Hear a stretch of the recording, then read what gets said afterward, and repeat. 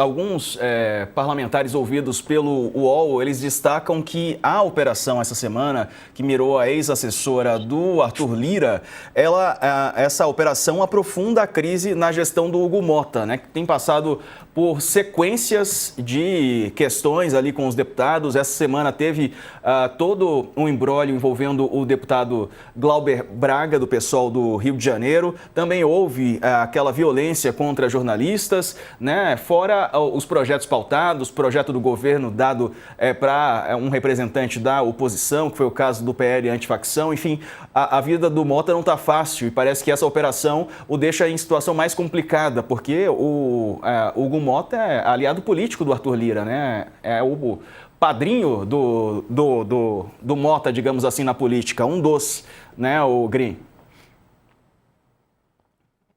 Não, eu acho que a gestão do Hugo Mota é uma esculhambação institucional.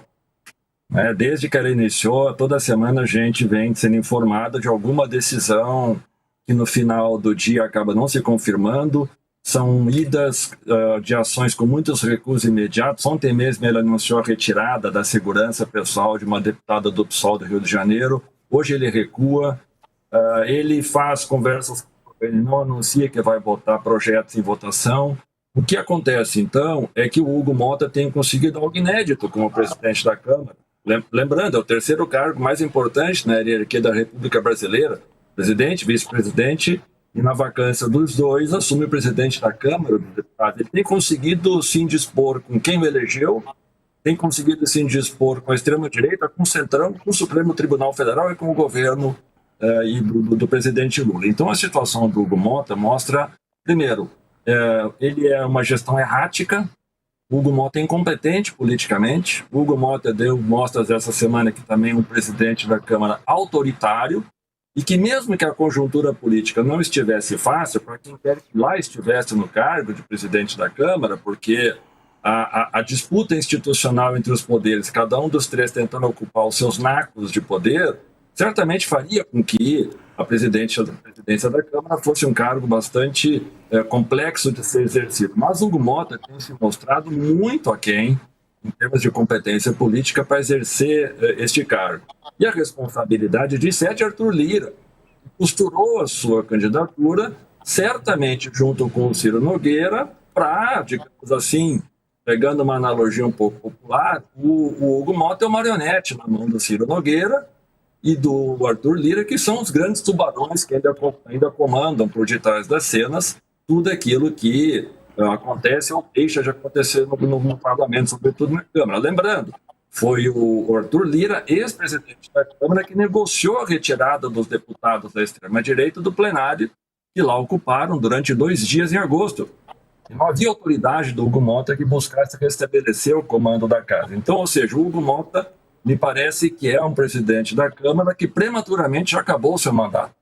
E a tendência é que ele perca, a meu juízo, cada vez mais autoridade, porque já não há mais confiança naquilo que ele estabelece em termos de acordo político e na capacidade que ele tem de fazer valer as suas preferências. Inclusive, ele tem gerado dentro da Câmara uma perda de poder dentro um colegiado bastante importante, que era o colegiado de líderes, para definir a pauta da votação. Hugo Mota tem feito isso de maneira bastante formal, apenas aconselhando-se com alguns deputados que ele julga serem mais próximos de si, e daqui a um pouco coloca algumas pautas de maneira, digamos assim, intempestiva para ser votada, como foi essa semana, por exemplo, essa coisa de fazer cassação de parlamentares no atacado, como se isso fosse uma forma de dizer que ele está buscando se equilibrar de maneira equivocada entre os polos que disputam o poder dentro da Câmara. Ou seja, o Hugo Mota tem conseguido até agora fazer tudo, a não ser obter, na verdade, cada vez mais inimigos e adversários políticos contundentes quanto à sua gestão. E para você, Calil, como é que tem sido a gestão do Hugo Mota até aqui? E os parlamentares ouvidos pelo UOL avaliam que piora a situação dele com essa operação realizada nessa semana, né, pela Polícia Federal. Acho que o professor Green trouxe um quadro, né, de uma maneira muito sem filtro, de uma maneira muito transparente. Eu concordo com tudo, corretíssimo, porque não tem muito meias palavras, né, para falar sobre a gestão do Hugo Mota, porque a gestão do Hugo Mota é uma gestão que é quase que do ponto de vista político, né, a gestão de uma pessoa que é quase um morto-vivo político, né? Por quê? Pelo seguinte, eu acho que a gestão já tinha uma série de questões problemáticas. E aí, para quem está nos ouvindo, para a gente entender por que o presidente da Câmara ele é tão relevante, né? Eu acho que tem, claro, as questões de articulação política, a questão com os líderes e a liderança mesmo da casa, mas é também quem vai pautar aquilo que vai ser discutido e o que não vai ser discutido. Essa é uma das grandes questões e a grande, digamos, vantagem, né? E por isso que é um cargo tão disputado. Então, ou seja, muitas das coisas que são votadas e que coisas que são, por exemplo, do Congresso como um todo, mas são responsabilidade do Hugo Mota, né? Então, por exemplo, a gente falou da PEC da blindagem, a condução de várias questões. Agora, a meu ver, teve um momento específico que simbolicamente representou o fim da gestão, pelo menos do ponto de vista de força política, do ponto de vista simbólico.